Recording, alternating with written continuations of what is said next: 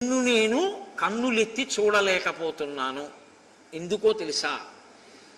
కంటి వ్యాధి ఉన్నవాడు దీపాన్ని చూడలేనట్టు అని.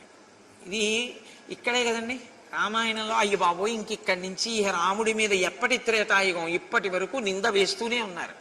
నేను అగ్నిప్రవేశం చేయించిన రాముణ్ణి కాను, నేను అటువంటి అనుమానం మనిషిని అనుకుంటున్నావా? రాముడి ధర్మం అక్కర్లేదు, అనుమానం ఒకటి మాత్రం కావలసి వచ్చింది.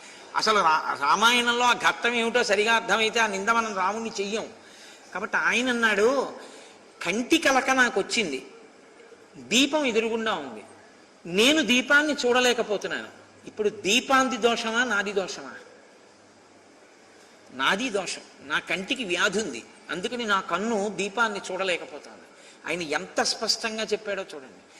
నేను నిన్ను నీ నడవడి అనుమానాస్పదము అని ఏ మాట అన్నానో ఆ మాట నా కంటికి పుట్టిన జబ్బు.